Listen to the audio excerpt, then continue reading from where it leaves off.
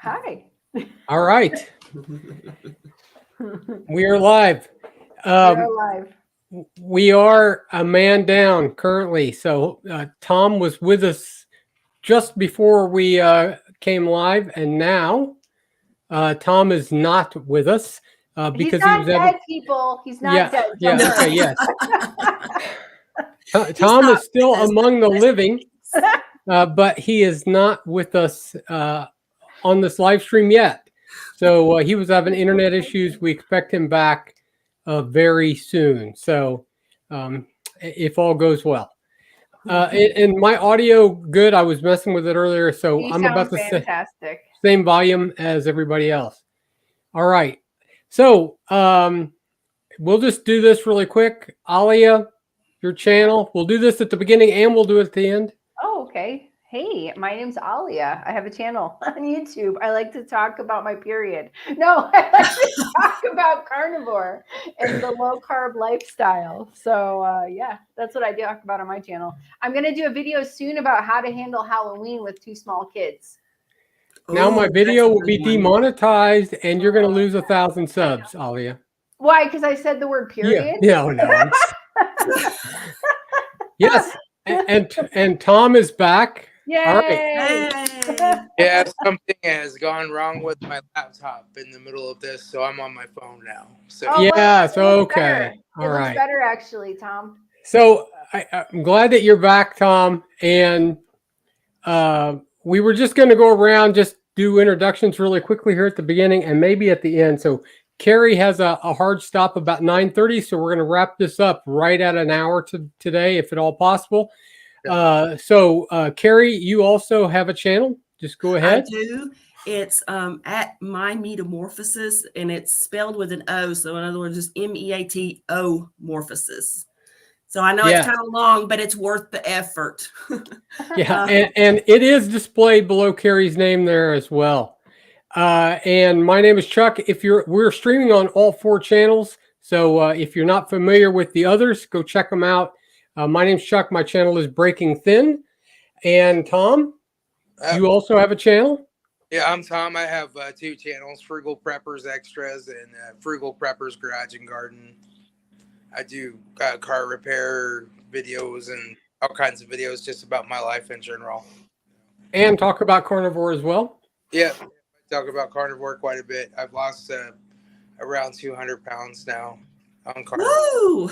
That's awesome. Oh, you know what? I was thinking when I was going to start when I was thinking about all of us being together, we're going to jump in. I'm going to let you talk for a little bit, Tom, in a minute and kind of share your story.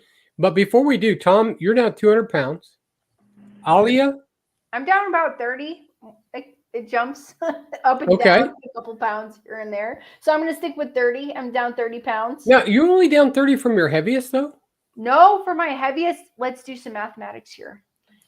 Yeah, because I thought I've seen some of your before I'm down like pictures. 45 or 50 pounds from my heaviest. Okay, 45 or 50 pounds. Yeah, I'm guessing. That's like, I'm going to say 45 is up. So let's say 40 pounds for my heaviest, maybe 45. I know I'm 5'3", so when I put pounds on, I just kind of balloon out. Okay, so about 45 or 50. Do 50, the math will be easier. Yeah. Carrie, I'm not familiar at all with your story, Carrie. So did you come to carnivore to lose weight or for health or for both? And if so, how much weight have you lost? Go to the spa.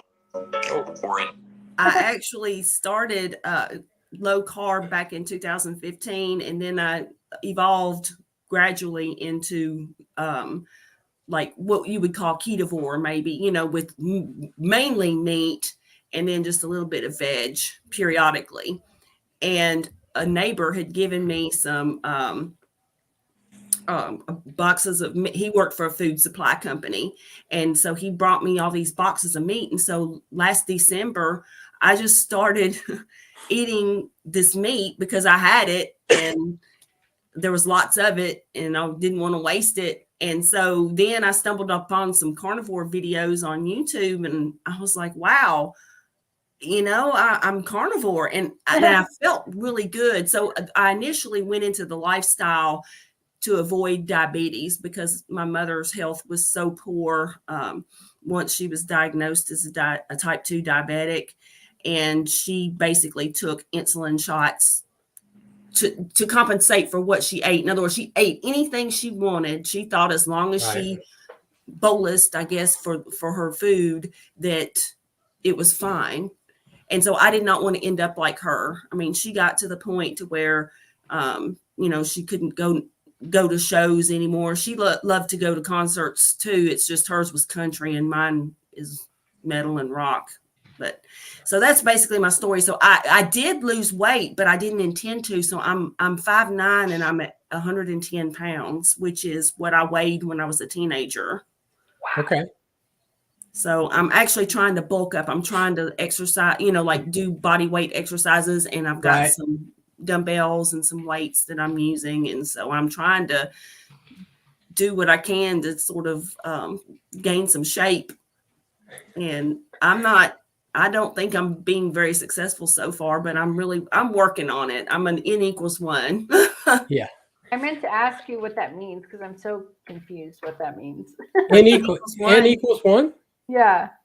The N is for a number and it's 1, right? So it's basically you're the variable. You're the variable, right? Oh, You're the only one in the experiment, right? Oh, okay. So the value is 1 in the experiment, right? So N Thanks. equals 1. So and I'm down 120. So Awesome. and you lost at least some, Carrie, even though you didn't want to. So that's between Carrie and I, we lost 50 pounds. Yes, 170 and 200 by Tom. So closing in on 400 pounds. That's between the 4 of us. Crazy. So. That's crazy. I also put a comment in the chat that I've gone from my heaviest. I think the pair of pants I bought was a size 22, and I'm down to a size 12. Oh yes. So 10 pant sizes. Yeah. Well, no, it's like 2, 4, 6, 8. It's like 5 pant sizes. It goes by 2s in women's pants. Yeah. Okay. Yeah. It 10 pant size. It goes by 2s in men's pants as well. But, okay. So I guess I should have done that math better. It's okay. All right, 45 pounds. Carnivorous dude. Yeah, so that's we want awesome. to hear why Tom's still alive, actually. That's why we're here, right? Yes. So, Tom, let's see if we can make Tom big. Hey, he did it. So I guess just a brief history of my carnivore diet and experience. I started keto and then went to mostly carnivore. So the majority of that weight loss was on keto, a good 150, 160 pounds, and the rest of it was on carnivore. And I'm not 100% carnivore. I'm 90% carnivore. I still have some pickles and some onions and stuff once in a while, but mostly I'm all eating meat.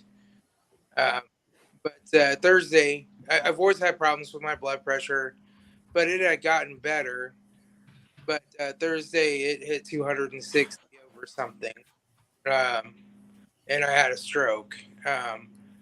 And I was at work about 10:30, and they just told me to walk in and get a flash drive so they could do a backup on the machine. And I started to walk, and I got dizzy. I started throwing up. I couldn't stand. I couldn't walk.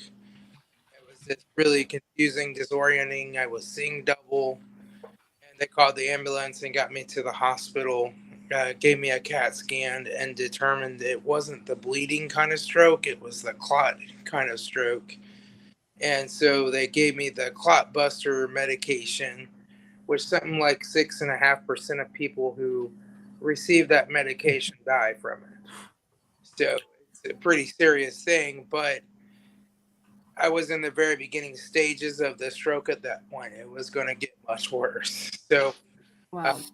They gave me the clot buster medication, and it didn't reverse things right away, but they stopped getting worse soon.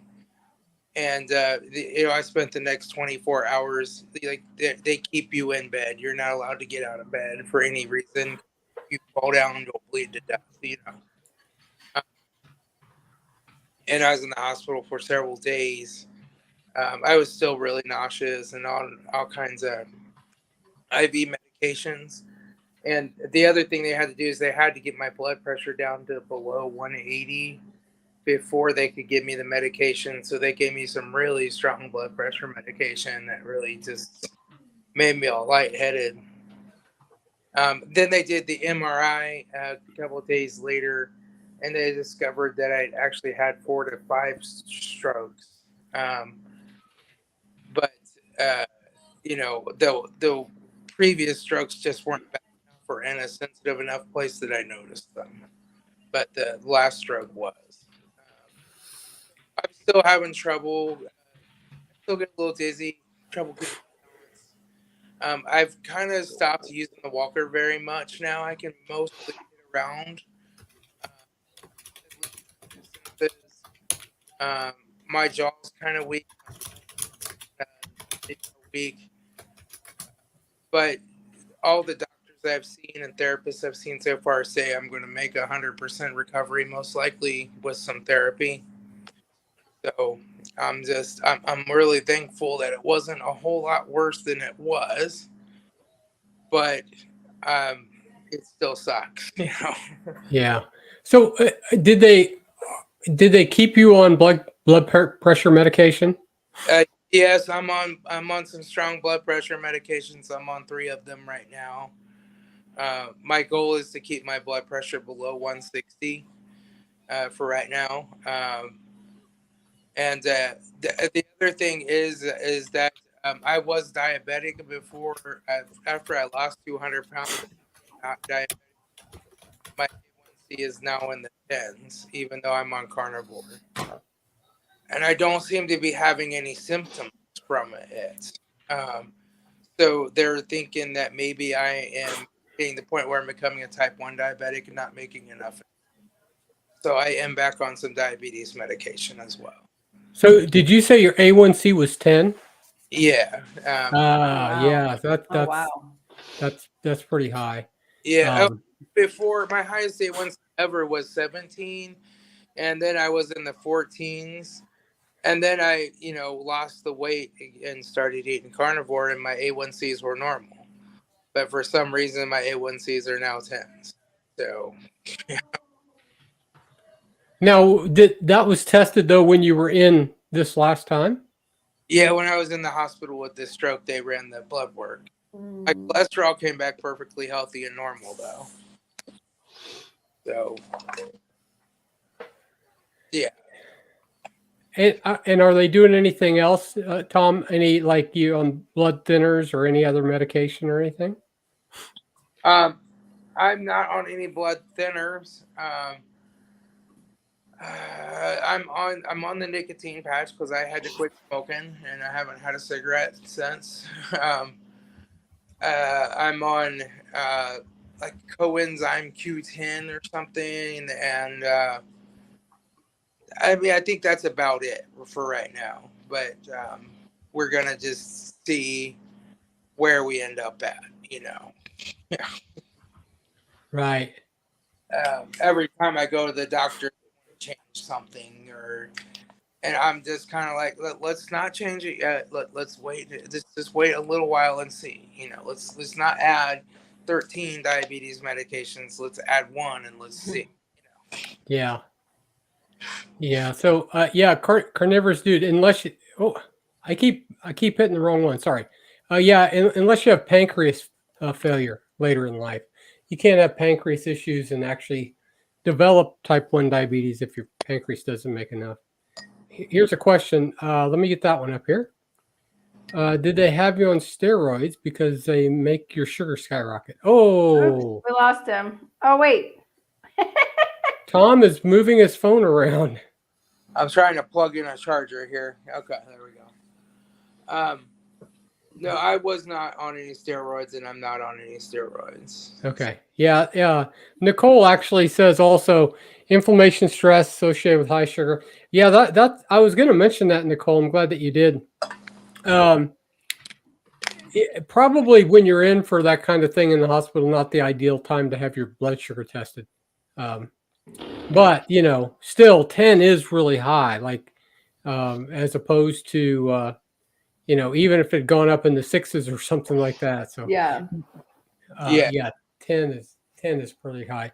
So one of the things that I am sure that you have already heard maybe a dozen times from people, or 100, depending. How long ago was this, Tom, exactly?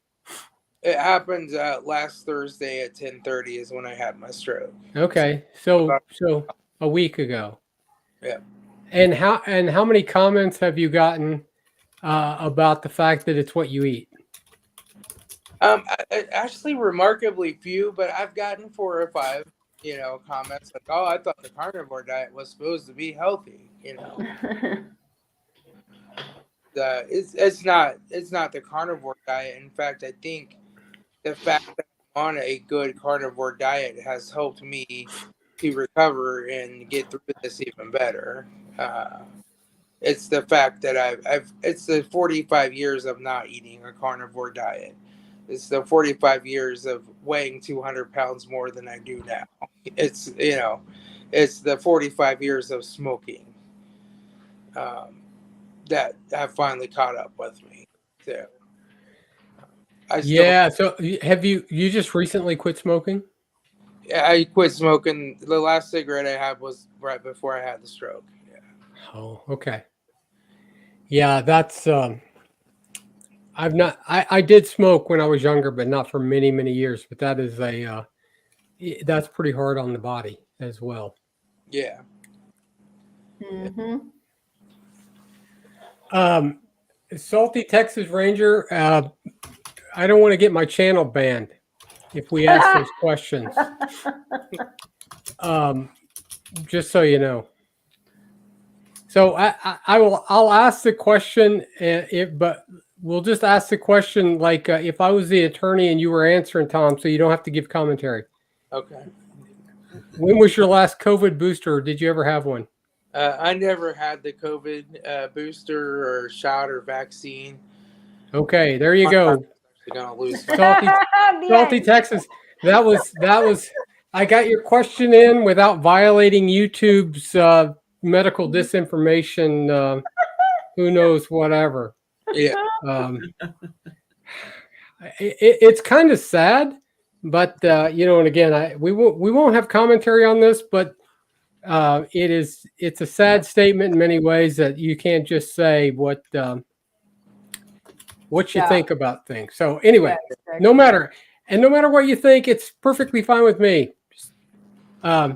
Yes, hello, John. Oh, I wish I could. You know what? These comments, Alia, are just flying. And I'm clicking on the wrong ones. I can't help you. I'm not. Do you still hear? You have clicking on my end, Alia? I don't know. I heard some clicking, but I don't know who's in. Hopefully, it's not me. The comments are flying in. They're flying in. Yeah. So, here. One of the things, and yeah, you quit smoking, and yeah, doesn't that mean you should continue? Yep. Sawa prefaced that, so we know you were kidding. Anyway, I asked earlier about that, Tom, because I know a lot of people immediately, if you have some kind of issue after you've been doing, pretty strict keto or carnivore, I've heard many instances where people immediately say, well, yeah, well, it's because you're just eating fatty red meat all the time. Yeah. But without any thought to the fact that, yeah, but I was, spent 4 or 5 decades stuffing my face with Twinkies and Ho-Hos, right? And endless amounts of just processed crap, which has, put me in this place that I am. And, what I've been eating in the last several years isn't so tragic, or the cause of the issue, right? So now, Alia, Carrie, do you guys? I mean, obviously, you've not had health issues like Tom has, but and I have not either. But I'm sure you still get comments about how bad this is for your health. Oh yeah. I get told. Carrie. I get told that, and it's coming from a loving place, and I know that. I've known this person a long time, and they've been very good to me, and that, you know, but I was warned, and this person also has a medical background, and I've been warned that I'm not getting all my nutrients by not eating vegetables. And, you know, things like, nobody's really said anything about the cholesterol, which is weird. I mean, even this medical person didn't. So Yeah. I think in some ways the cholesterol thing is kind of going to the wayside, but now it's all the nutrients that you're missing out by limiting yourself so much. That's what I've gotten. But that's actually just patently false, right? Yes. I mean, you absolutely, in fact, what people usually want to say is like, you go on a vegan diet, you absolutely cannot get all the nutrients you need if you only eat plants. It's just a fact. You cannot get vitamin B from plants. No plant. And the only way that plant eaters get vitamin B12, you can get other vitamin B. Sorry, I should be specific. Vitamin B12, right? The way gorillas get vitamin B12 because they only eat plants is by eating their poop. Right? Yes, that's true. That's a fact. Yucky. And also, that's the way they believe rabbits get their vitamin B12. Because if you were a low-end fermenter, which monogastric animals are normally, you don't get vitamin B produced in a place high enough in your intestinal tract to actually absorb any. And so you either get it from eating meat or other things like that, or you eat poop. I mean, so I'll take meat. Me too. I'll go with meat. Well, I haven't tried poop yet. I'm gonna have to try. Well, I mean, you know, I wouldn't recommend it. But the other end though, if you only eat carnivore, if you eat meat, dairy, and eggs, there are no nutrients that you're deficient. Now, you could be nutrient deficient if you're not eating a variety of stuff that gives you what you need, but you absolutely can get all the nutrients you need from being on a carnivore diet. So, and absolutely on a ketovore diet, so or a keto diet, because then you'll have some plants in there. But yeah, that's just the way that it is. It is. I have not gotten any, other than a few comments, like negative feedback that how I'm eating is not good. But you got to realize that I live in Colombia. I have a few neighbors that I talk to about it because they see me losing weight. And they say like how great I look. And then they're just like amazed at what I'm doing. And then they're like, what about cholesterol? What about this? But not in a negative way. They're just curious. So, but I'm going home in a couple weeks. So we'll see what happens. We'll see what happens with the comments. Like, how? I want to say something even with this thing in front of my face so people can still hear me.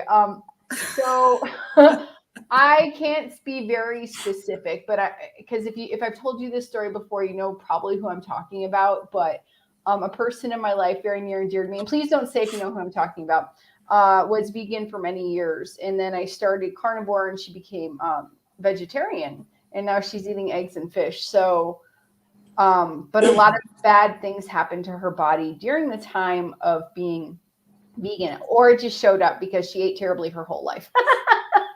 Do you get what I'm saying? Like Tom brought up, like, it's because of carnivore. No, it's how he was eating for 45 years. Can I blame completely the bad things that occurred during that time to just eating vegan? No, probably it was all the bad food for the prior 50 years, you know, but I'm just very happy that I feel like I've set a good example with enough communication about what I'm doing and how I'm doing, that at least opened the door. Now eggs and fish are back in the diet. And I think that's the gateway to cow. The gateway food to cow. I don't know, but I'll be seeing that person soon. But I'm just very happy because the feedback was that I feel like my body's gaining strength again. So there you go. And this is from a person that wants everybody and every living creature to have life. You know what I mean? And so I understand. You understand, like, she did it out of wanting to help other living creatures. But I'm glad. So anyways, I'm just happy about that. And my husband brought up a really good point. He thinks the most cared for animal on the planet is actually the cow. Like, how many animals do we not consume that are endangered species or on the endangered species list? Yet cows, which there's lots of problems with having cow farts and stuff like that, right? But cows are probably like the most abundant animal on the planet because it's our food source for so many people, and we need to keep it that way.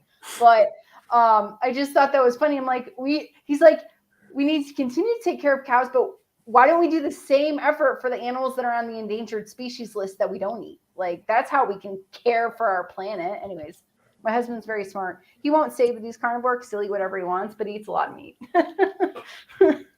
Well, one of the things it is a. I mean, there's a few things. I guess I don't really want to go down this road too far. Sure. But yeah, one of the things, misconceptions about, the animals that we raise to eat. Yeah. One of them is that, I mean, obviously, in the end, you're killing the animal and you're eating it, right? So that part is absolutely true. That's part of the process. But people who normally raise these animals, they actually, I mean, they sacrifice quite a lot to actually care for them. Mm-hmm. I mean, I don't raise a bunch of animals, but we've raised meat goats for a good number of years. And, there would be times when you're just out in a driving rain, and it's 42 degrees and you're wet through and through because you're going out and picking up a kid that's sick and bringing it back and building a little shelter, all in that, right? So that you can, or a few years ago, it was super cold here in Missouri, which is unusual. They have a string of days where the high doesn't get much past zero. And we had does kidding. And so, we're going out. I'm getting up at 2:00 in the morning and going out, making sure one's not out somewhere outside the shelter. And even the ones that were in the shelter still had frostbite on their ears. And we put up heat lamps and tried to insulate it and stuff.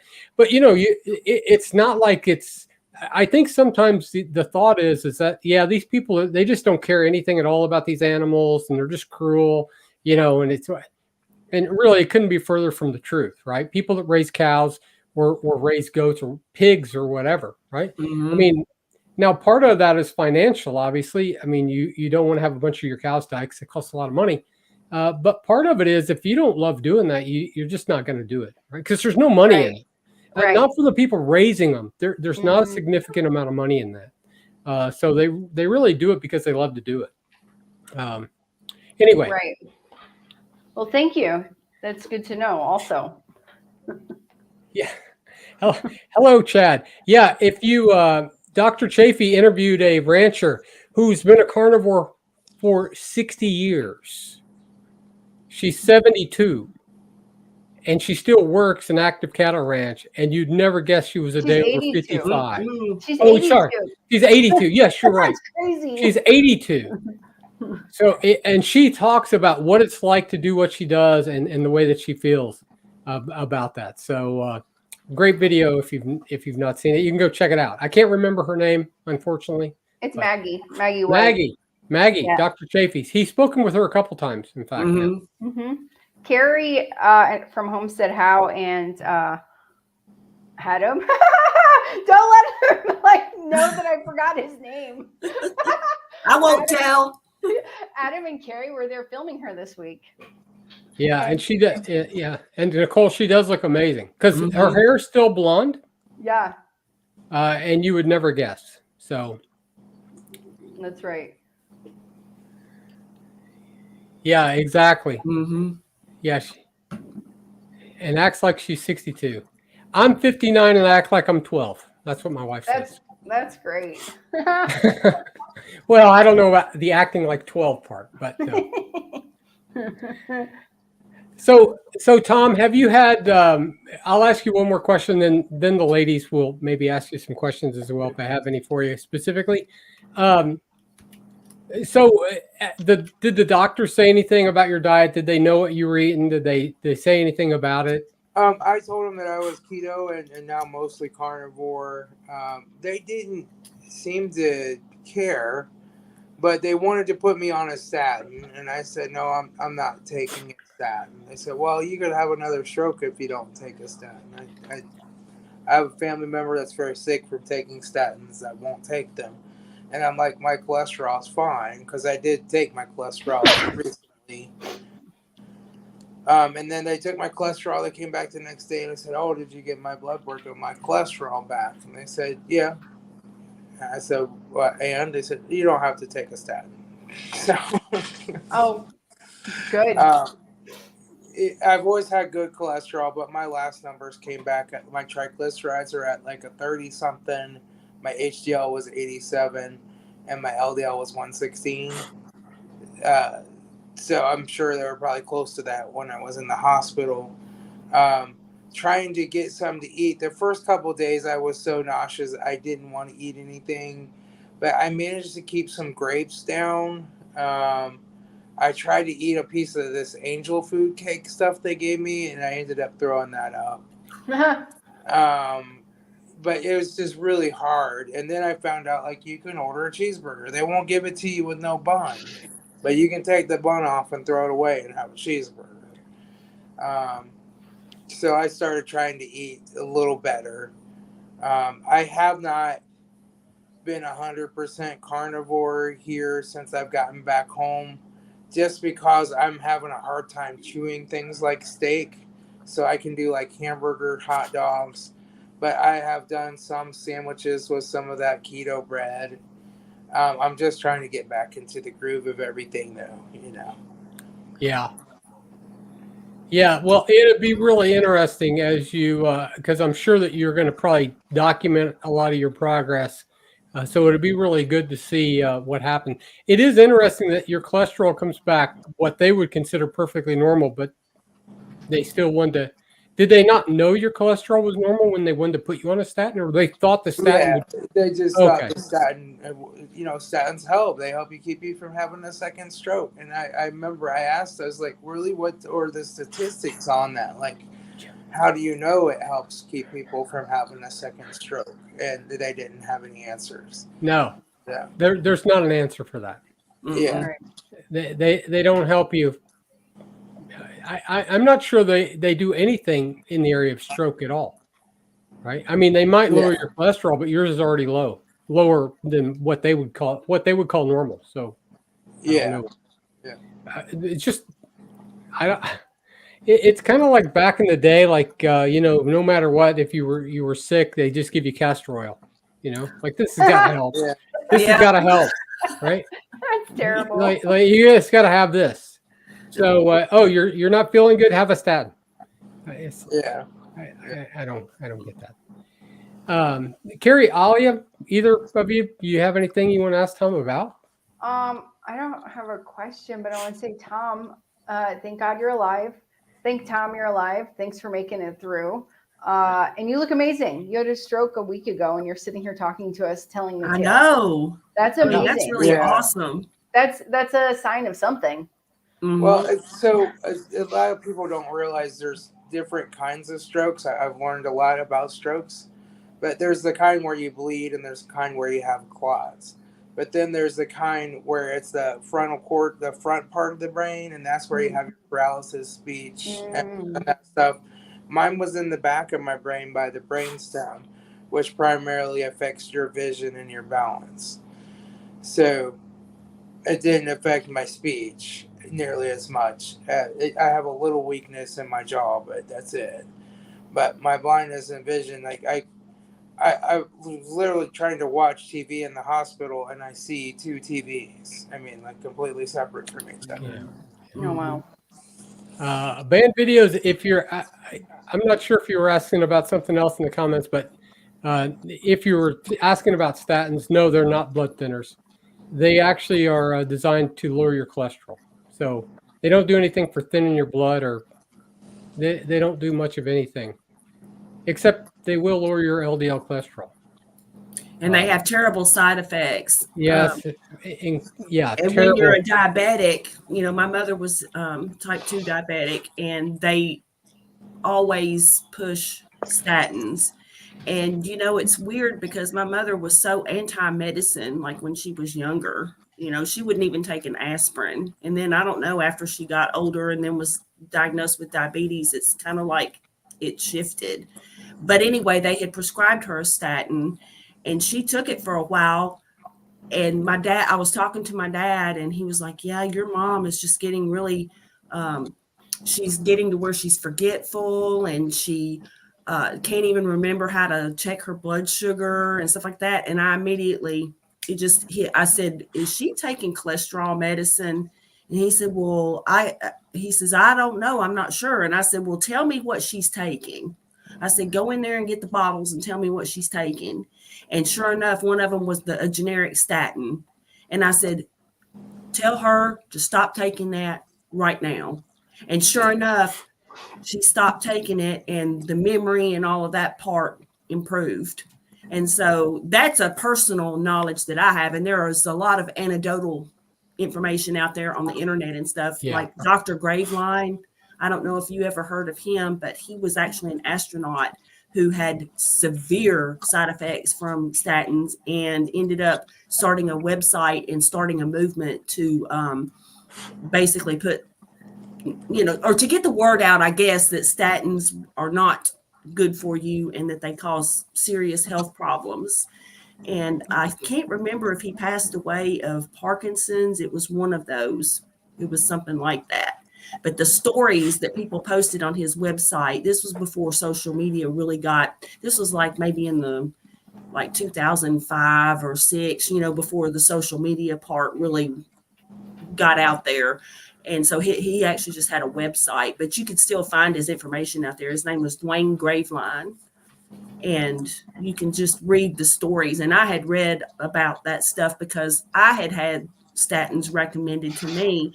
And it was not because I was diabetic, but it was just because my LDL cholesterol was like 20 points above what they wanted. This was before I even started low carb.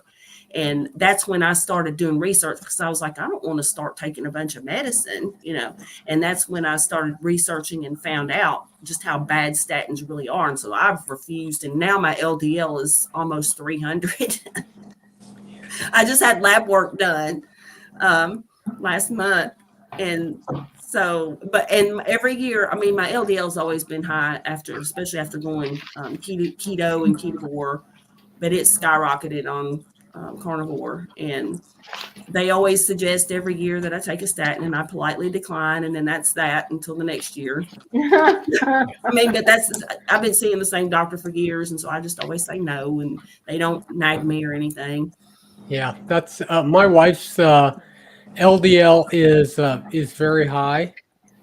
But our doctor was the same way. He said, he said, I want to give you some Crestor. She said, no, thank you. He said, okay. And and I don't know that it's 300, but it's probably 264 or something like that. Yeah. I do have a question for Tom. Go ahead. You were saying that they believe that your pancreas isn't making enough insulin. Did they give you either a C-peptide test or a fasting insulin test while you were? No, they haven't yet. I'm sure we're going to get to that.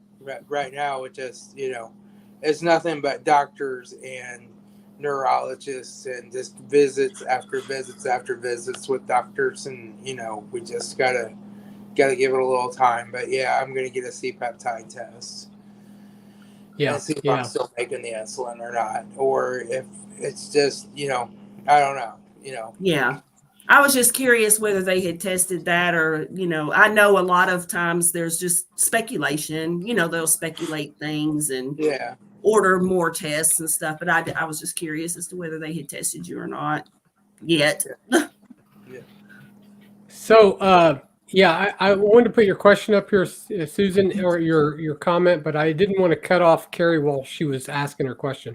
Yeah, I was going to say, actually, Lipitor specifically, one of the side effects in patients is memory loss. And when you stop taking Lipitor, that memory loss goes away. That's just a known side effect. You can just go and look it up. So it's not even just something that people think or say.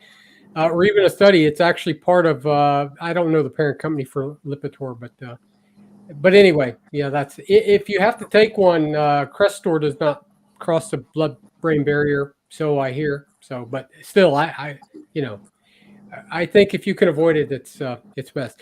And in older women, by the way, which my wife is older.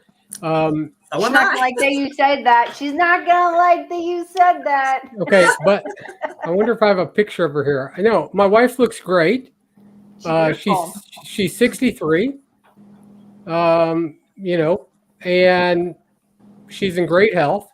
And having high cholesterol, particularly in women, if all the rest of your metabolic markers are good, is actually predictive of longer life, not shorter. It is actually protective, not detrimental, and probably in men as well. But there's been some studies specifically on women which show that life expectancy is longer in women with higher cholesterol. Interesting. Particularly if you have good metabolic health. So everything else is good and you're healthy. High cholesterol in women, studies show it's not an issue. And there are some studies in men also that show lower cholesterol in men actually have lower life expectancy. Your LDL gets below about 80, it's not good. So, you know, I mean, doctors put you on, you drive it down to 30 and stuff like that. Yes. And I'm like, that's what? Crazy. That's not, that is not good. So, yeah, I just got my blood work done a couple weeks ago, and doctors that I've talked to Dr. Avadia in a live stream and Dr. Hampton, and both of them say you need a there's like a ratio of triglycerides versus HDL, and also Dr. Berg and Dr. Berry, I believe both say that. And my ratio is like under 1 of my LDL versus triglycerides. So apparently I'm going to live forever. Yeah. Yep. Mine's the same. Mine's right at 1. Right at 1. Yeah. You want your LDL up and your triglycerides down. Yeah, exactly. Yeah. Oh.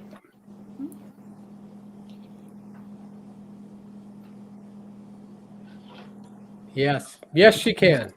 Wait, is she talking about herself or is she talking about her mom? She's talking about, well, her mom is my wife. Fairlight is my youngest. Okay, Fairlight's not your wife. Fairlight, your daughter. Okay. Yeah, Fairlight's my youngest, so she gets priority comment placement. Nice. That's good. Well, you know, as it should be. I try to put her up there if I see her. That if you know people, you get to. That's right. Is that called nepotism? Yes, it is. It's exactly what it's called. Oh, okay. So Carrie, this is the first time first time I've been on with Tom, and first time that I've been on with you. So give us just a little bit of your background, your story as well. Okay, my mom was type 2 diabetic, and I watched her health decline.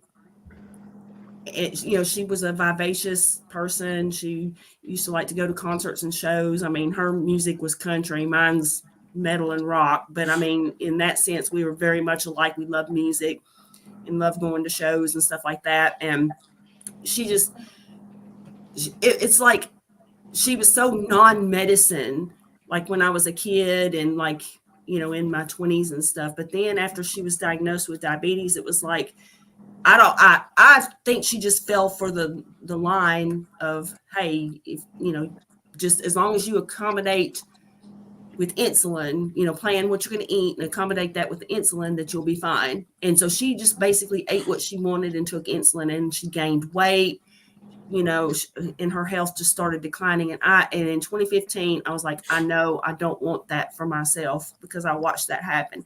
Now, I didn't have high blood sugar at the time. I don't know what my insulin was. The first time I had it tested was just last month. But my blood sugar in terms of fasting was always below 100. So, but I knew that I knew carbohydrates and sugar caused your blood sugar to go up, because I had gestational diabetes. And so back when I had it, I was recommended to do away with all the white foods. Believe it or not, this was in the 80s, to do away with the white foods. And so I knew it had something to do with the carbohydrates and stuff. So I started researching, and at first I went low carb, and then I just slid into carnivore at the end of last year. So I've been on the proper human diet spectrum since 2015. And I just did it mainly just because I know I did not want to end up like that. I want to play with my great grandkids in the yard. Yeah. Okay. So that's, I want to go to shows, and I want to just, be able to have a good life. And so that was the main reason. But here's a side effect that I want to really get out there to people. I always suffered from anxiety. I have since I was 20 to varying degrees. And it sort of happened suddenly. When I turned 20, I suddenly just I just had this massive panic attack. And then it was like, it was really terrible, but I didn't tell anybody, and I just suffered in silence. And I just had these periodic panic attacks and anxiety just periodically. And it wasn't always debilitating, but it was enough to be disruptive. And my anxiety completely went away after starting carnivore. Completely went away. I would have never done something like this back, before. I wouldn't have been on YouTube. I wouldn't have put myself out there like that. And I just want to shout from the rooftops and tell people, no, it doesn't have to be like this. So, Yeah, I know that the weight loss and diabetes is kind of the main issue that a lot of people do the proper human diet spectrum. But for me, what sealed the deal, I mean, granted, no, my blood sugar and all of that, my A1C has always been fantastic. But what sealed the deal for carnivore for me is no more anxiety. It's just like gone. I think that is something that's pretty underappreciated. I mean, I've heard other people say this as well. Chad from Minimalist Carnivore has talked about that. The difference is significant for him, and not that he had bad anxiety attacks or anything, but other people have talked about that as well. And I know that for me, I mean, I never had anxiety attacks or anything like that, but my outlook on life today is just radically different than it was when I started. I started about 4.5, almost 5 years ago, I guess, doing keto, and then for a while was off for a while, and then I've been doing ketovore and carnivore mostly for quite some time now. But yes, it is. In fact, I don't think that we appreciate the impact that food has on us. We really just don't.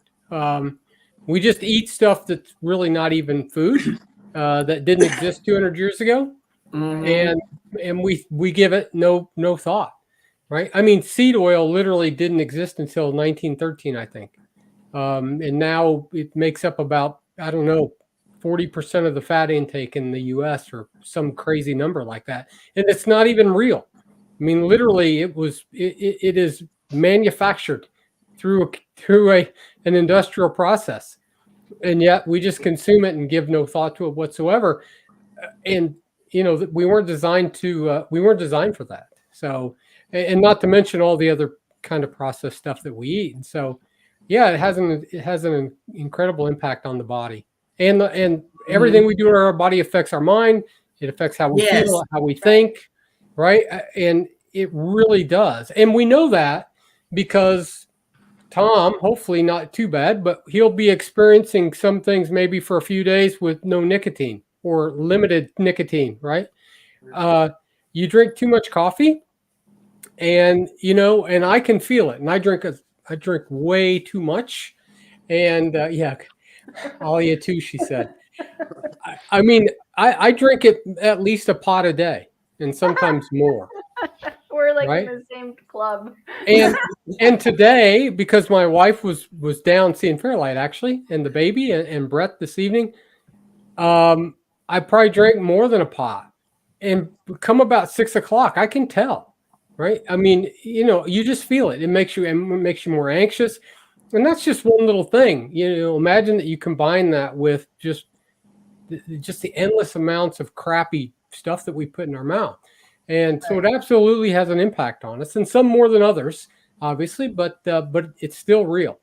And so that is part of it that it's not talked about a lot. So it's good that you brought it up, Carrie. I really think too that issues with health issues, they're treated as all like different things, and it's all really one thing. It's that we're just not eating what we're designed to eat, and it manifests itself in various ways, and eventually it just becomes fatal. Right. That's the body, the mind, all of it is, it's one thing, and the reason why there are all these health problems and everything, instead of treating all these separate issues, I think getting people eating natural foods. I mean, they may not have to go as far as being carnivore, Right. But at the very least, just fresh vegetables, good low carb vegetables, and fatty red meat. Oh, horrors! But but seriously, that would cure like a big chunk of the issues that are out there. Right. I mean, I realize there are some genetic conditions and some things out there, but yeah, that's what I was going to say. It will at least minimize the risk that you have, right? I mean, that's if somebody just made a pill that said, "Hey, you can cut your risk in half. Take this," right? Well, people would line up and spend their hard-earned money. And I'm not saying that doing carnivore cuts your risk of all ailments in half, but it is true that it does reduce a lot of things, because a lot of it is driven by metabolic disorder, right? The whole elevated glucose constantly in your bloodstream, elevated insulin levels all the time, the inflammation that's caused, all of that is the beginning of many, many things. Not everything. And again, just like we all know, I'm with you, Carrie. I plan on 120, right? Is what I say. So, I don't, that's my goal, 120. And, maybe I won't make it past, 59, but I want to be as healthy as I can, as long as I'm here. If I get hit by a car, struck by lightning, whatever, I feel good, and I'm healthy, and that's how I want to be. But it's also doesn't mean that, it's no guarantee that I won't succumb to something, because that's the way it is. It's part of it. But but I want to eliminate as much risk as possible. Exactly. By not putting bad stuff in my body, right? So Alia, anything else for Tom? We're closing. We're at 53 minutes. Oh shoot, we have like 2 questions that I. Okay, well, get them. Where are they? Shoot, they're lost now. I lost them. Let me see. One was from Elizabeth on how much fat you should eat at 9:18 p.m. And how much fat? How much fat you should eat in one day? How much fat should one eat on a carnivore diet? Which fat is better? I kind of answered that. Like, you need to eat ruminant animals like cows, but you can eat bacon, eggs. That's what I eat. Majority of what I eat is like bacon, pork, and actually it's not bacon. Pork belly, eggs, steak. That's basically what I eat most of the time. Yeah, I put some lime on my food. I do drink coffee. I drink water. Take some electrolytes. And she had a question later about how much protein to eat in a day. And I say eat till you're full, right? And then stop eating when you're done. And don't eat chicken breast. Yeah. I think many women find that they prefer a little more fat. So now, and also I've heard people say they give grams of protein, they give 1-to-1 ratio, they give 70-30. It depends on if you're counting grams of the product or the percentage of calories. So to make it super simple, I eat about 70-30, but here's why. Eggs are basically 66-70% fat, 30% protein. So is ribeye, right? My wife likes extra fat, probably 80-20, and she puts lots of extra butter. Even though she'll fry our meat in butter, she puts extra butter, right? So here's what I tell people. I'd eat meat, fatty meat, buy 70-30 ground beef, buy Yep. steak that's fatty, eat Yeah. eggs, eat bacon. All of those things are about 70-30. You'll be getting plenty of fat. If you crave more, eat some butter on it. Yeah, exactly. And eat until you're full. And when you're hungry enough to eat another meal, eat again. And don't do this thing where it used to be just eat till you're satisfied. No, just eat until you're stuffed. Right? Yeah. Mm-hmm. And then when you get hungry, eat again. But now, if you're not hungry enough to eat a meal, okay, you may not be hungry. But Yeah, exactly. I think that I say this. Ollie's probably heard me say it before. But yeah, there is no animal that is like concerned about calculating macronutrients. They're not going to the gym. They're not running laps, and they're not portion control. They just eat. And no animal in the wild is obese. Right. In the wild. Right. In the wild. In the No wild. animal's obese. In fact, even wild hogs, feral hogs, are not obese. But they eat as often as they want, as much as they want. And they can even eat corn in the wild some.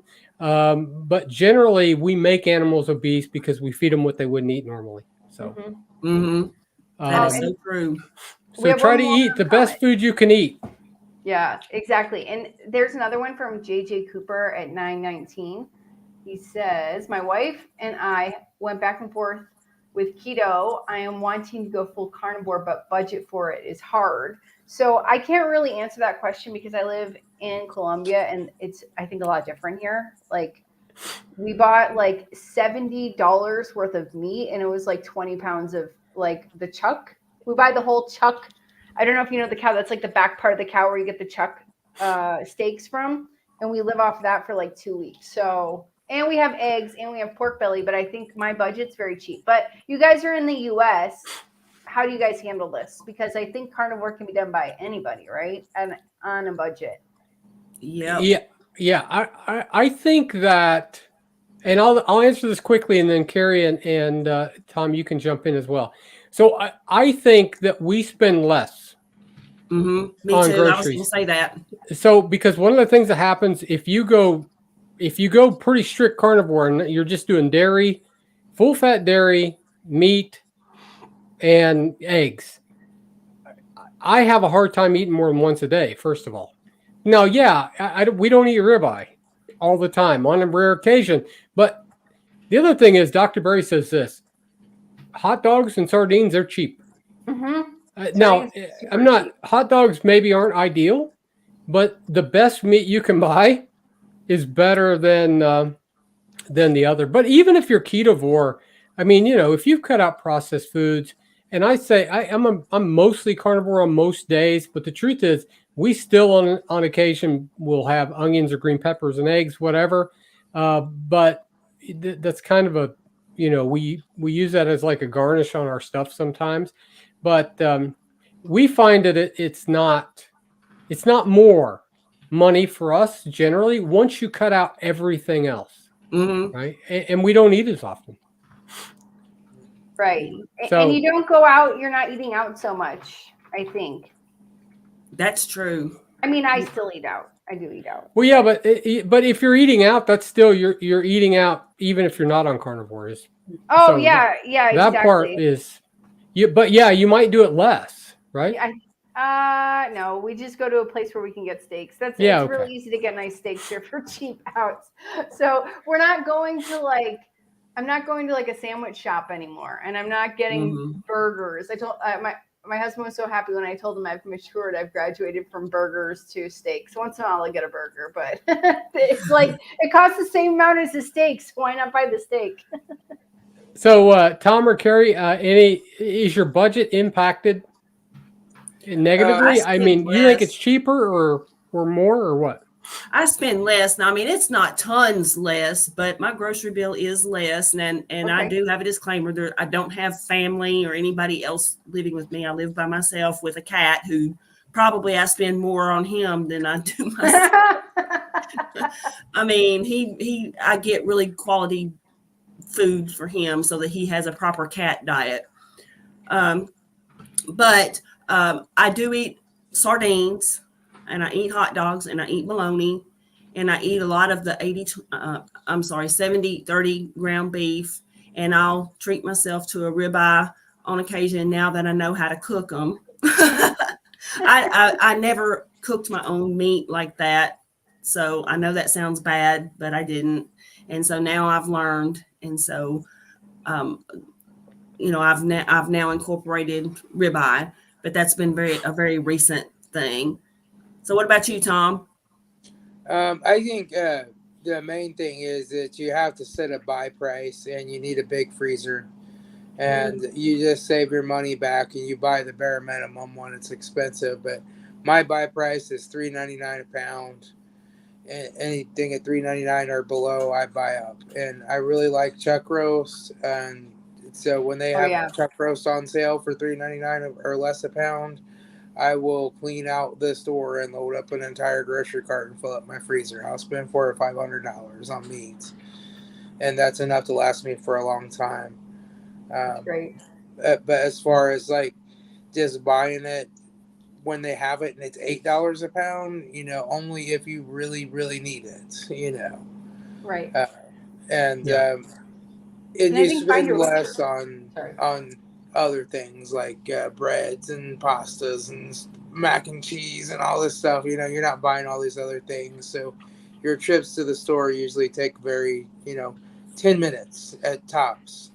Mm-hmm. And you're in and out, and you don't go down any of those middle aisles. You're not buying all those snacks either. Yeah, it turns out. The keto here, it's tricky with keto because they started making all these keto products that really aren't any better than what they're supposedly replacing. And so it's tricky. So, people go like keto and think, oh, well, I'm keto. So, and they factor in spending money on the treats or the expensive nut flours and all that stuff. But really, when you're carnivore and you're not buying any of that stuff, whether it's keto or not, I've just found that, especially, just going carnivore, I spend a lot less money and my meals are more satiating. The food fills me up better. And the raw vegetables especially would just mess my stomach up, which is why I stopped eating them. I mean, I had basically the only vegetables I ate before I went carnivore was steamed cauliflower and steamed broccoli.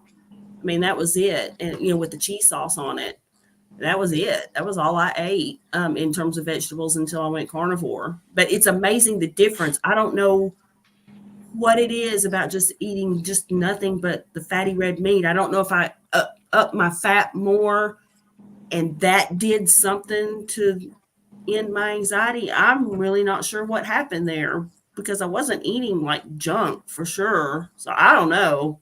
It's bizarre. Yeah, but Tom brings up a really good point now, and I guess I should remember that when I talk about our budget.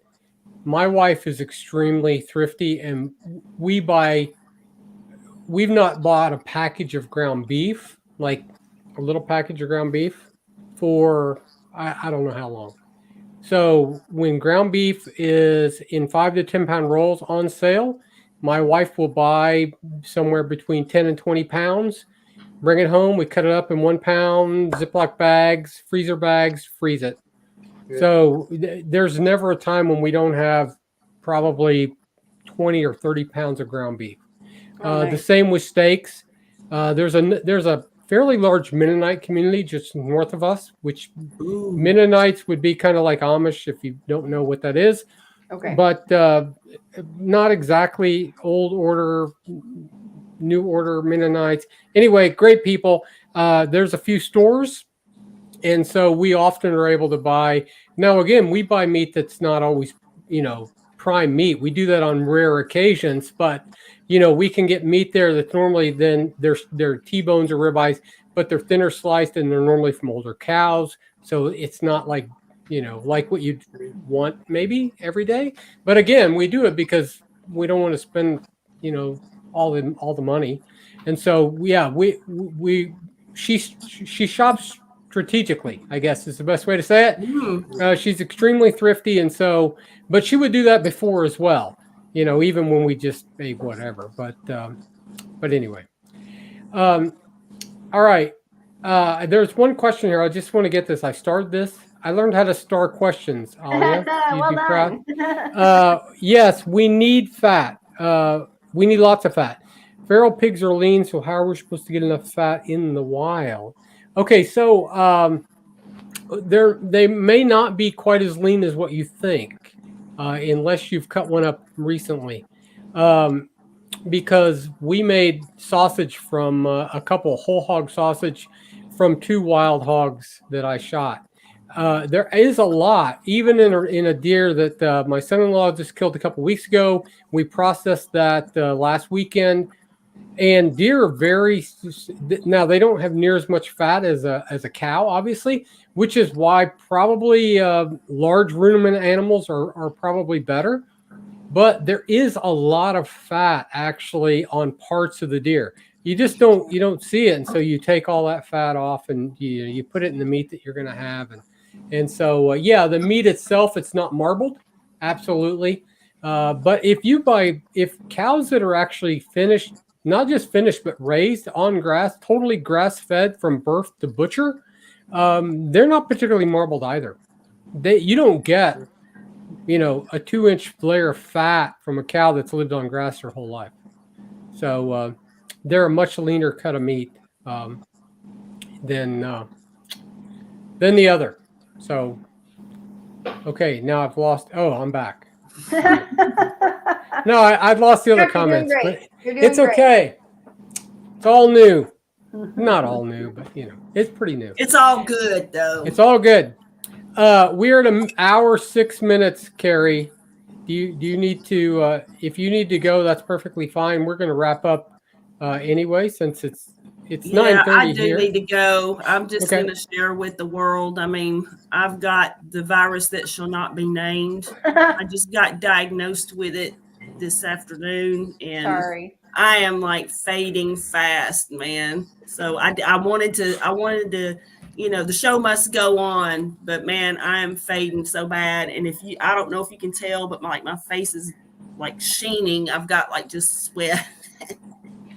I'm just like, yeah, I'm about to fall over. Time to go to sleep. Well, Time to take some NyQuil. That's not carnivore, but like right now, I don't care. Of course.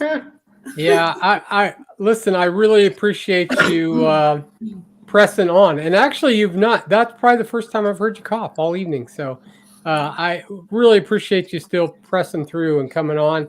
No one would have never ever known that. You're welcome. I'm not. I don't want to say Sawa. Maybe Sawa. You're welcome. Anyway, I appreciate it. Joining us, pressing through. No one would have ever known if you hadn't mentioned it at the end. And that's great. Normally, I would go forever. I would be like, I would let the stream just go on for 2 or 3 hours. I mean, I wouldn't normally care. And, but I'm just like, yeah, I'm starting to really feel it. So, yes.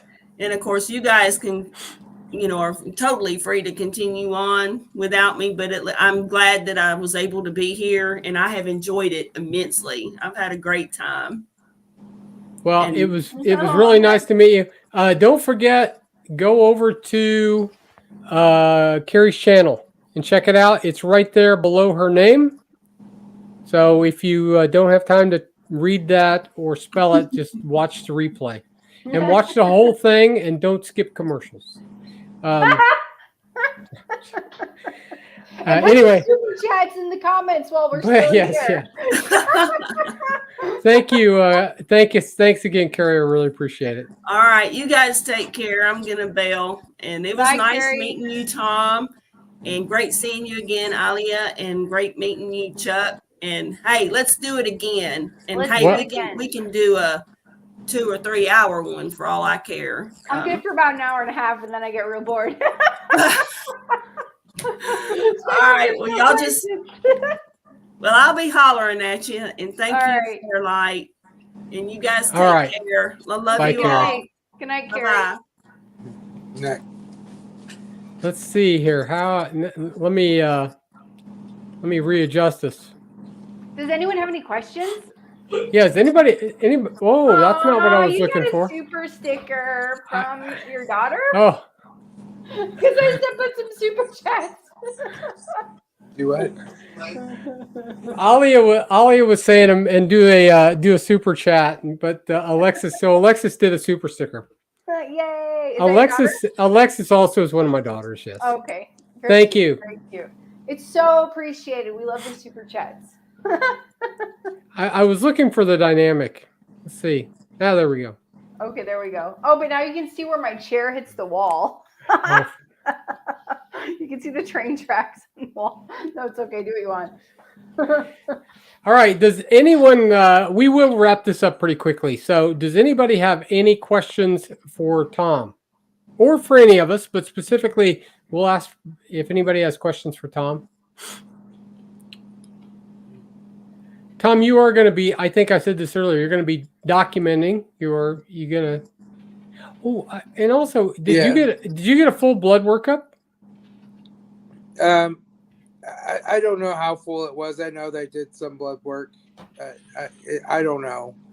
You know, They come up to you in the hospital and start talking to you, and you've had a stroke. You haven't slept for 2 days. They've woke you up every 20 minutes and had you pull on their hands and push on their hands and look and stick your tongue out and smile and shrug your shoulders. And, and then you can't see.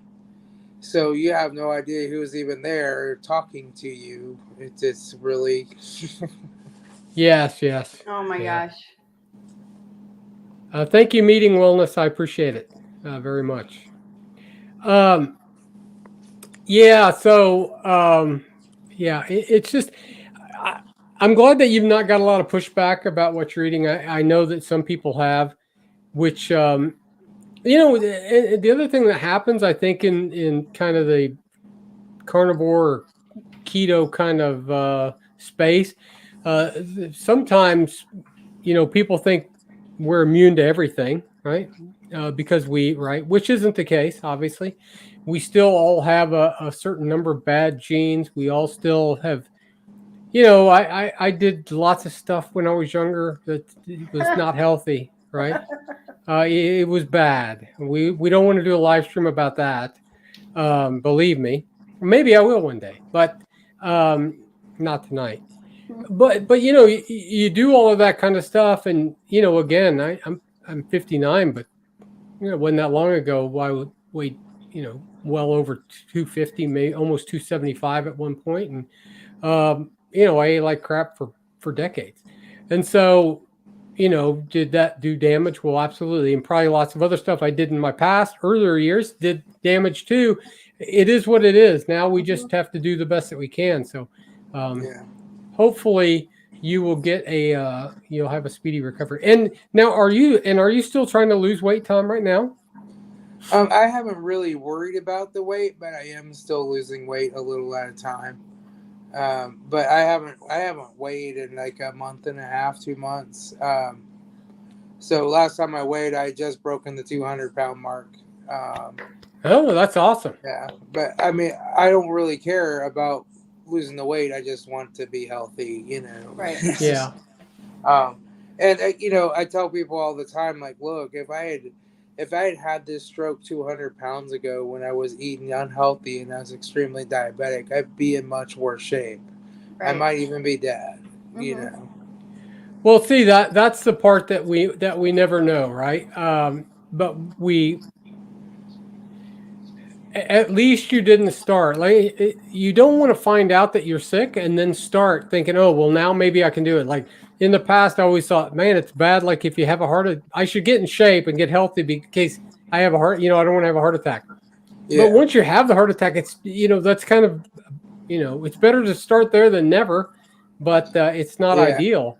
Well, it's so like, at least you started before, and you've minimized the risk. I always kept smoking. Smoking was really hard. I mean, I quit before, but I always started again. And when I was laying there, unsure if I was going to live or not, having the stroke, I was like, these cigarettes are totally stupid. And so I came home, and my son went over and got my car from work where it was left, and I went out to the car, and there's a hidden secret pack of cigarettes in the car. And I get them out and I look at them and I'm like, it is totally not worth it. We're throwing these in the trash. And, it's so when those things actually happen to you, you have a tendency to look at them in a whole different way, Yeah. Well, congratulations on quitting smoking. Yeah. Yeah. Oh, yeah. And again, you're right. If you this happened and you still weigh 200 pounds more than you did, it probably would not have been good. Right. Yeah.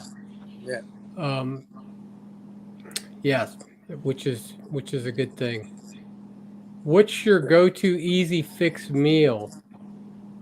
Mine is whatever Joni will make. That's kind of sad, but I think that question has to be for you, Tom, or Alia, because Alexis already knows the answer. For me. For breakfast, I just make bacon or sausage or both and some eggs. And I get my eggs from a lady that raises them in her backyard, so they're good, fresh, clean eggs. Nice. And for most other times, it's just a couple hamburger patties, maybe some cheese if I'm feeling like doing some cheese. But yeah. Let's see. Eggs.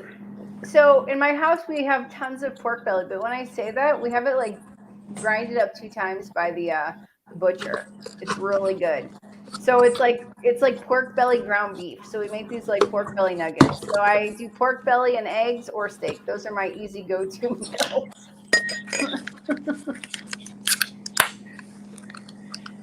Yeah, we have lots of eggs because we have hens. Oh, nice.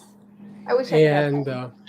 So yeah, well, we have. I wish I could send you about 5. We probably have a few too many. Now. I live in like a gated like condo apartment. Well, then they can't get out. Yeah, maybe if I had a first floor apartment where I'd have like a little space, maybe I could have them, but not on the 4th floor. Somebody a couple days ago, Adam, he was like, do you ever wake up to the sound of cows? Because he was on Maggie's ranch. And I'm like, yeah, they're right out back. Like, we live in this community, but there's cows right there. I love it. So Alia, you just got your blood work, or you're doing it now? I got my blood work in the beginning of September, and I will do it again in January. Oh, okay. Yeah. Yeah. But I seen your video from September, so you're going to do it again. Yeah, I'm going to do it again. Yeah, I am going to do mine again as well. January. I want to do it every 3 months because I only am doing it because I'm doing carnivore, and I want to just keep everybody happy that I'm not that I'm not killing myself, or I want to also see that I'm improving my thyroid because I have a thyroid condition, and it looks like maybe by January it'll be all healed. I don't take thyroid meds, by the way. That's just my personal thing. I'm not telling you guys not to take them if you're on them. Not giving medical advice. So I believe hard pressed quit carbs and do the same. He quit 3 packs a day. Awesome. Yeah. Awesome. That's great. I quit when I was pregnant, and I never went back. And I got fat from eating food instead. Yes. So anything is probably lots of things: nicotine gum patches, non-tobacco nicotine pouches. Pick your poison, but although that's vastly better than smoking cigarettes. I'm not sure that vaping's all that great for you, but that's probably better than cigarettes as well if you can finally get off of it. I think vaping is just like trading one addiction for another. Well, yeah, but without the tar. Okay. There's just a lot of bad stuff in the cigarettes themselves, but sure. I think this question's for me, Ed Evans. I don't have a gallbladder issue. When I started carnivore, but you do have a gallbladder. But I do have a gallbladder. Yes, I've never had gallbladder issues, and I do have a gallbladder, and I will not remove body parts. But I've had a thyroid condition for 7 years, and only took meds a few occasions if it made me feel bad. Didn't realize that on carnivore I could heal my thyroid until I started looking at the blood work, and wow, this is crazy. My thyroid is healing for blood Yeah, work. that's awesome too. Yeah. You'll And say that you won't remove body parts until you have severe pancreatitis that lands you in the ICU for a week. Oh, I've been under the knife. I've had 2 terrible dental operations, and I've had 2 C-sections, and I never want to go under the knife again. I've had 2 babies removed out of me. Yeah. I was, it sucks now. I wish they could have just gotten rid of the gallstones when they took out my gallbladder, but I was in pain like I didn't know existed. Like somebody sticking a hot sword in me and twisting it around. And Oh, wow. I was on Demerol and Dilaudid, and I was in the ICU for 2 weeks. Oh, that's terrible. That's terrible. Yeah, I mean, wait, I have to say something. That's what endometriosis sounds like, a hot sword sticking inside of you for hours on end. Yeah. Okay, continue. I'm sorry. So people don't go to vaping on my advice, Tom, clearly, because Fairlight and now Renee, it's like, don't go down that road. But yeah, I'm just doing the nicotine patches here. Yeah. I got those. Just one? Well, 1 per day, and so I have the number 1s are for 2 weeks, and then I go the number 2s, and then the number 3s.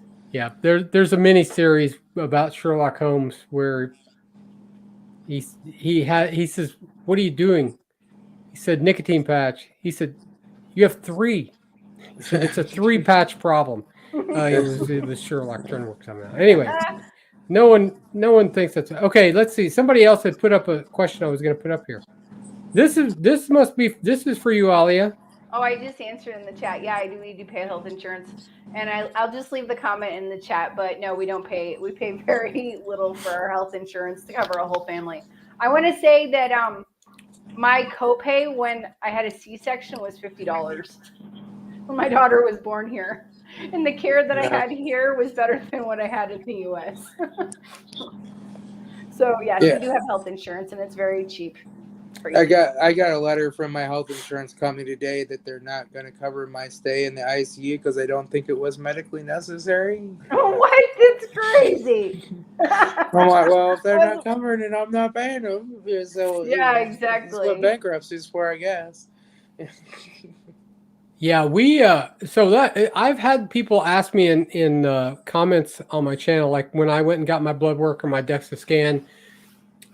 So we do not have normal insurance. So I could get it where I work. I just object to paying more for insurance than my mortgage. So me and my wife have always been really fortunate. We've been very healthy throughout our entire life. Well, I mean, I was in crap health when I weighed 265 pounds, but I wasn't sick enough that I had to go to the doctor all the time or be on medication. So we actually have like a catastrophic kind of thing through a Christian health share ministry, right? Okay. So we pay pretty minimal amounts, but anytime if we go to the doctor, I get a DEXA scan, I get my blood work, all of that comes out of pocket.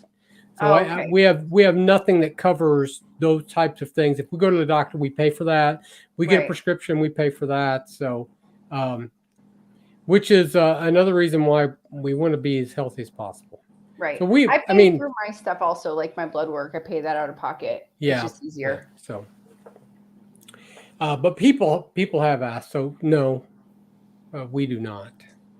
So now my daughters all do, and their husbands. 2 of them are in the military. Not my daughters, but their husbands. And one is out, and he was also former military, and so he has insurance through that, and so they have insurance, normal kind of stuff, but well, that's not good. But it's all good.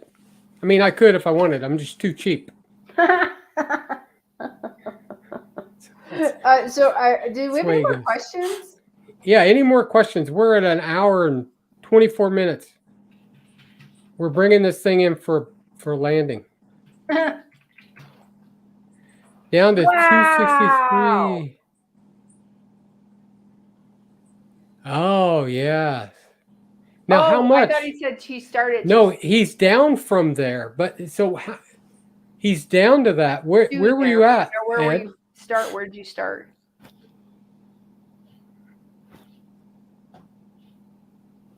Maybe he'll tell us. Yeah. I hope so. 318. Oh, okay. Hey, that's awesome. Yeah, okay. 318. 318. That's awesome. Are you doing carnivore? Are you doing keto? Where are you doing? What are you doing? What's your successful actions here?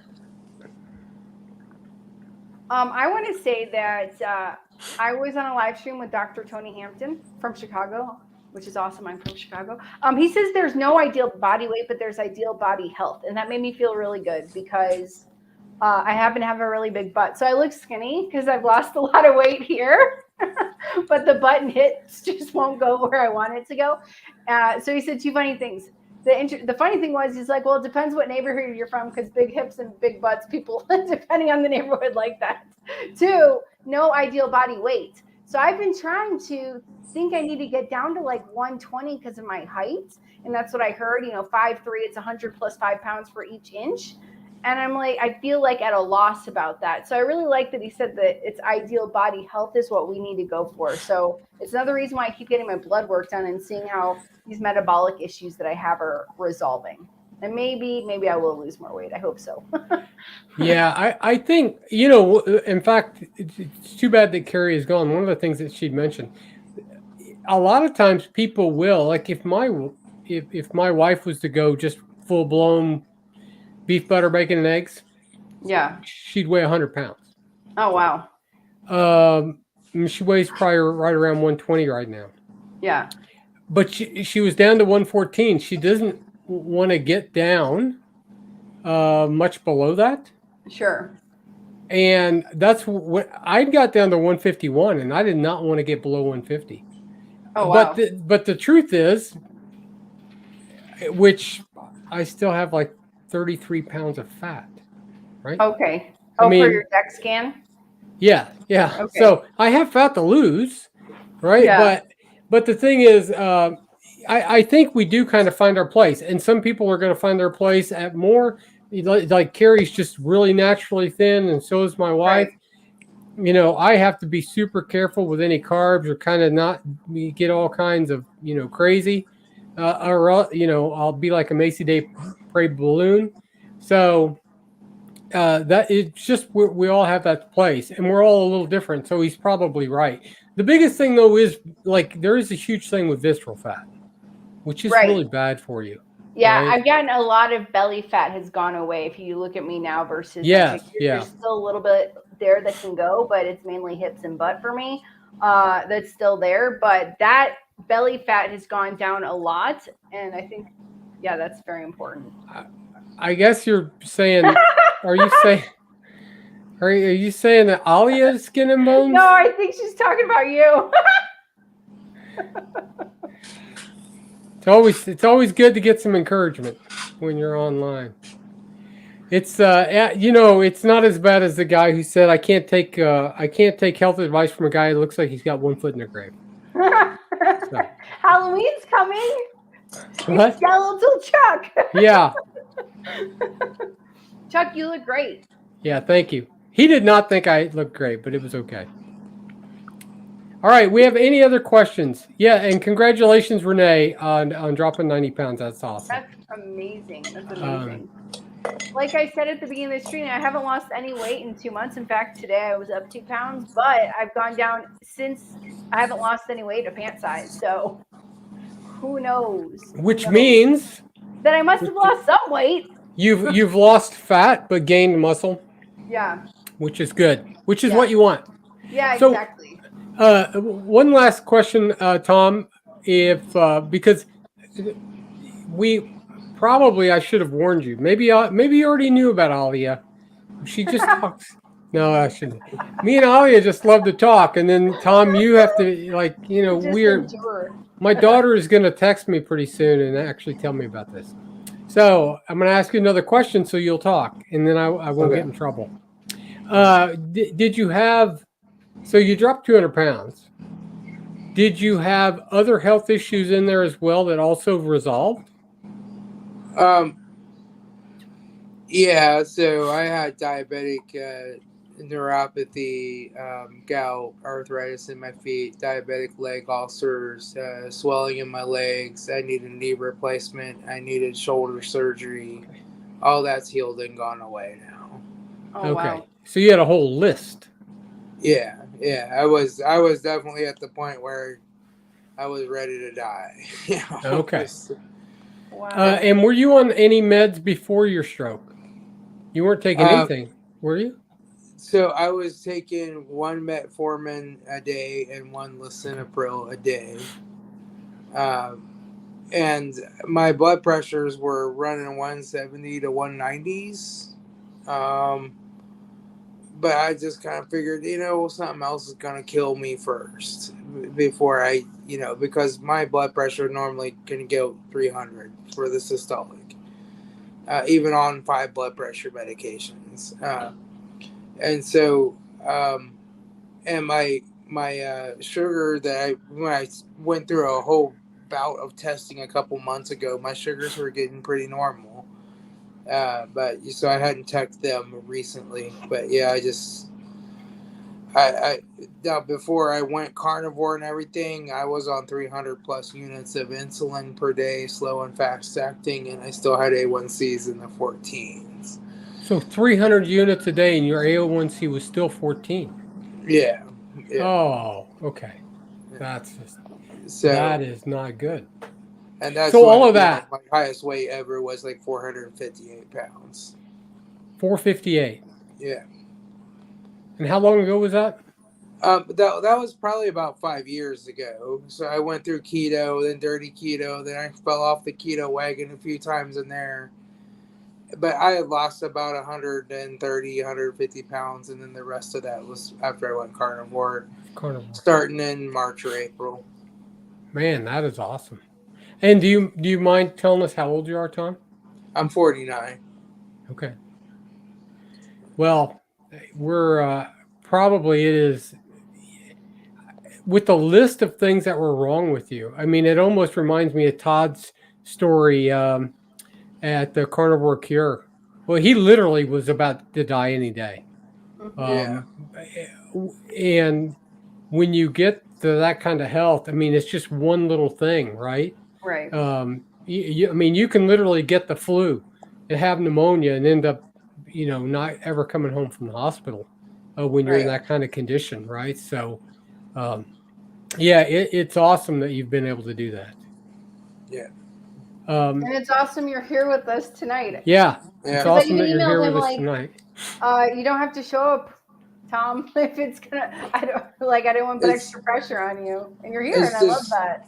Having a stroke is just the weirdest thing because I'm just perfectly normal 1 second, and then I'm dizzy and I'm throwing up and I'm having a stroke. It's like boom, just like that, And I was planning on going to Orlando. I was planning on leaving work early that day and heading to Orlando, Florida, and taking a little mini vacation over the weekend and going to a training class. And I didn't get to go to that, but they still charged me for the hotel, though. Oops. Yeah, well, that's kind of par for the course. Your health insurance doesn't want to pay for your health emergency, and the hotel will not allow you to cancel, even though you had a stroke. I called them and they said something about like the doctor put the wrong thing in or something. I don't know. Like to call the doctor, and I'm like, you know what? The doctor could figure it out if he wants paid. Yeah. It's crazy. And like, they have like, I go to an in-network hospital, but they have out-of-network doctors that work there. So they're like, this doctor's out-of-network and this one's in-network. I'm like, you know what? When I'm going through a stroke, I don't have time to stop and ask the doctor now, are you in my network or not?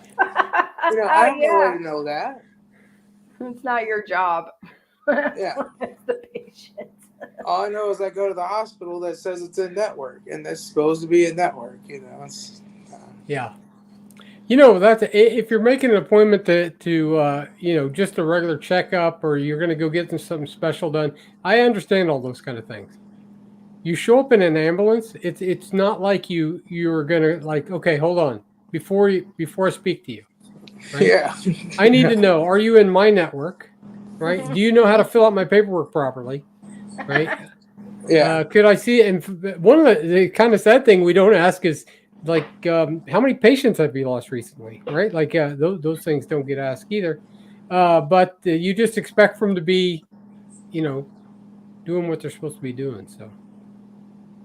Yeah, and then the other thing is they have some lady come up with a cart with a computer on it and tell you they'll give you 20% off if you can prepay your bill. It's like, I'm in the middle of having a stroke.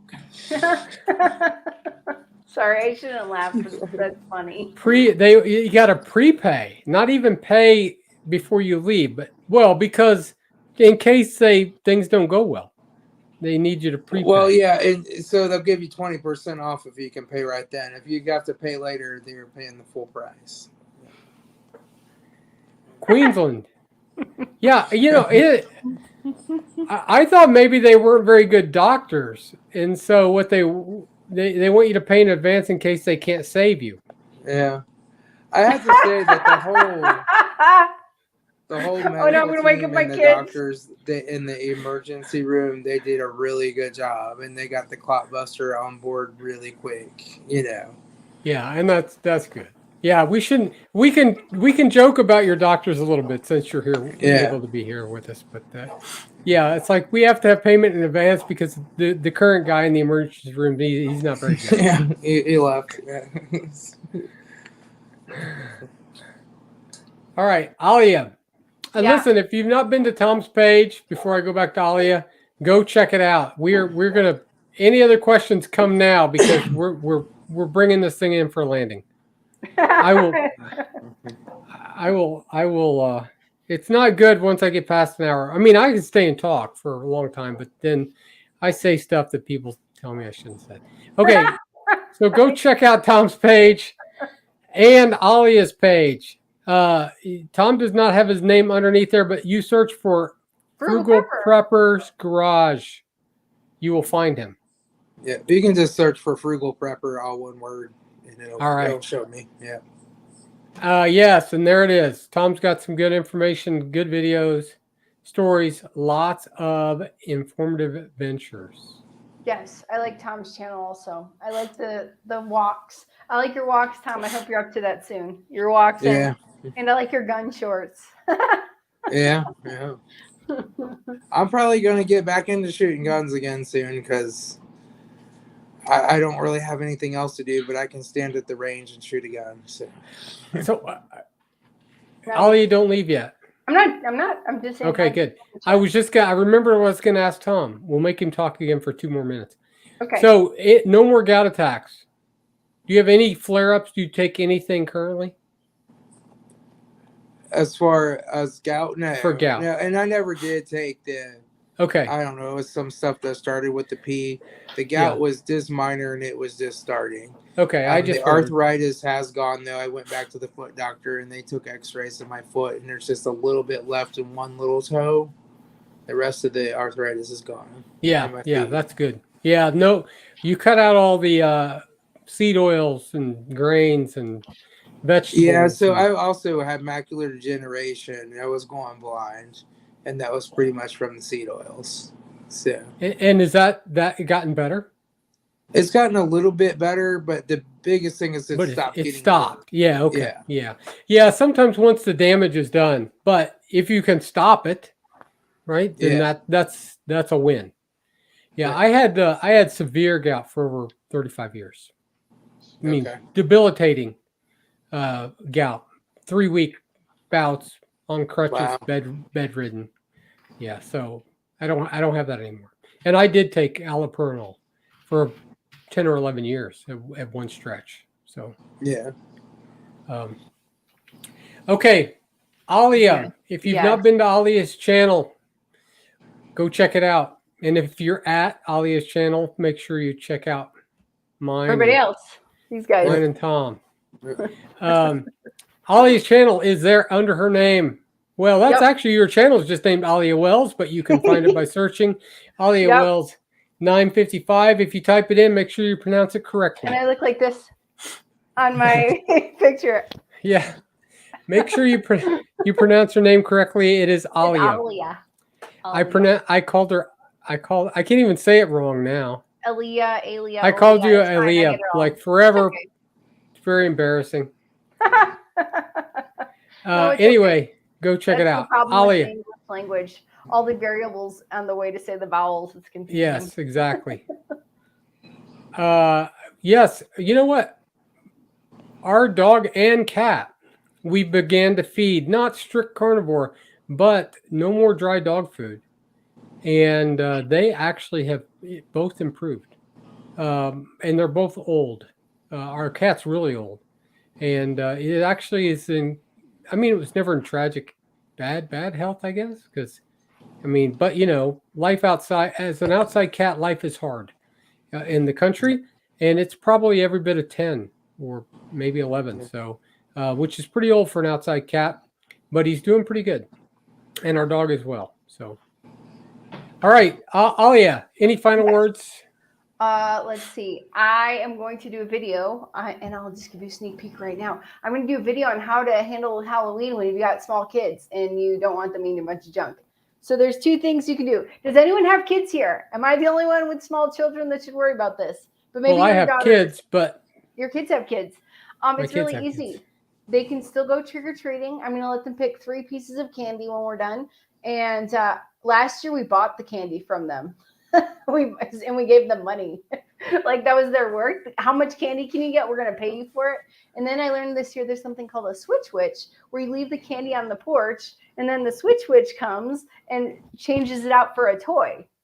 Either way, your kids aren't going to eat a ton of candy because from Chicago, my grandfather lived in Winnetka, Illinois. I would come back with like all 4 of us or 4 of us, like what is it called? Pillowcases full of like really expensive candies. So bad. Like it filled up an entire suitcase. So that's my recommendations. If you have kids or grandkids, pay them. Why not pay them? And then they can go buy toys or whatever, or clothes or whatever they want, and they can still have fun trick-or-treating. Because I've heard some moms say, well, I'm just not gonna let my kids go trick-or-treating. Well, I think that's not a good idea either. To not let your kids partake in the fun when they see other kids outside having fun. You know what I mean? That's my recommendation. I'll do a separate video about it. Yeah, so Alexis is excited to see your video. Yeah, I think that I think that it is good to. I've heard Nisha talk about taking her kids to parties and stuff like that. Yeah, and she never tells them no, you can't have anything. And again,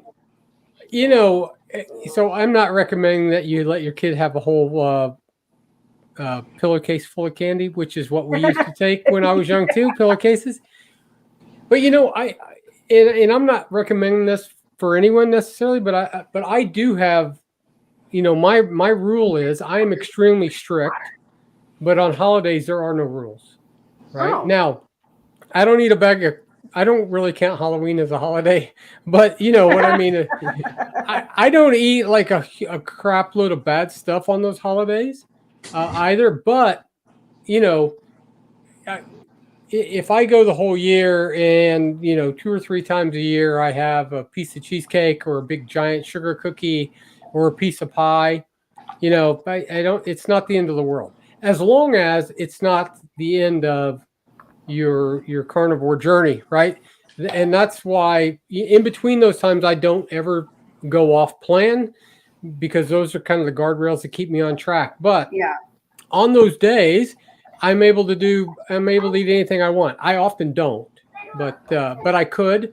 And so I think it's perfectly fine if your kids are healthy and young, you're going to let them have a piece of candy. It's just that, you know, it's woke one of not them great. up. Yes. I woke her up. Hello. Hi. So anyway, yeah, that's good though. You buy it from them.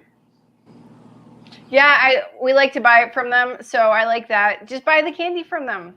I mean, $5 and $7, $5, and then just throw the candy away. Don't feel like you need to eat it yourself. Just throw the candy away. Yeah, this is a great question, Ed. Yes, so because we streamed this I'm running the stream from my channel, and so I'm the only one that has access to posting these questions here in Yardstream, but we've streamed it to all of our channels at the same time. So people that happen to be my channel, all three of them probably. Actually, if you're at my channel, I greatly appreciate you being there and watching this video. I really do. But yeah, so that's why if someone posts in my channel and you happen to be at Alia's or at Tom's, then yeah, you won't be able to see those comments. I would imagine we are still live streaming on Carrie's channel, even though she's no longer with us. Probably. Because I think it will continue to live stream there. Yeah. Yes, and you are most welcome. So, and again, thank you. We are going to go. Any final words, Yeah, Tom? Because I laughed Alia? too hard and she woke up. Do the best you can. I want to say I've recently seen comments where people don't know where to start or how to start, and or they keep falling off or something like this. I think we need to give ourselves, people say grace, but I think we need to have faith in ourselves. Like, you can do this. Like, if you have a reason to do it, just do it and stick to it. Like, I've eaten a piece of cake one time in 7 months, made me feel terrible on my husband's birthday, so I stopped. But the point is, like, have faith in your ability and have faith in yourself and give yourself more credit. Don't just listen to the I can'ts that you tell yourself or other people have told you. Like, throw that out the window and you can totally do this. It's a lot easier once you get through whatever withdrawal period. It's the easiest way to eat. There's no way I would stick to this. Once you get past the beginning, and even if you have failed in the past, because this is a great point, and I know that you had mentioned, Tom, that you kind of had got muddled around and doing keto, dirty keto. I lost 55 pounds, kind of stayed there for about a year, kind of muddled, and just totally came off the rails. I gained almost all that way back. And it was really, really hard to get started again, but you can. So even if you do, so you go out and you have a whole pizza, okay, we'll fine. But if you just stay in that spot, it's just a bad place to be. You do just have to you just have to say it is what it is, and you just pick up and you go on, right? Just the hardest thing is to get caught up in the keto treats and snacks and that kind of stuff, because it's just processed food that will derail you. Yeah. So yeah. So great point, Tom. Yeah, I would say just carnivore seems to be easier for me than keto was as far as cheating. But also, if you do keto, you need to do a nice, clean, whole ingredient keto, not the keto foods and snacks and stuff like that. And you'll get to where, you just really just want beef. You don't want the other stuff, It's really interesting how the hunger is different and the hunger pains go away and the cravings go away. Yeah, it is totally different. Yes, and by the way, Carnivore Stan, you are absolutely correct. Shameless plug on my failure video. You can go find it. Anybody who wants to see it, because that's absolutely the truth, and it's what I say. The only way that this works. There's some things I will try in life that I simply cannot accomplish. Some of them I've tried. Some of them I'm still trying. Some of them not so well.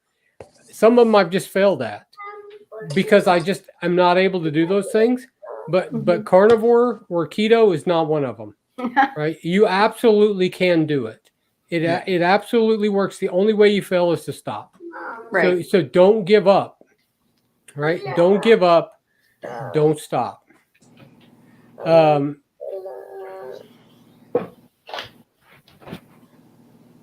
right. I think we're done. I think we're done. She wants to say hello. All right. Say hello. Brianna, you want to say hello? Hello.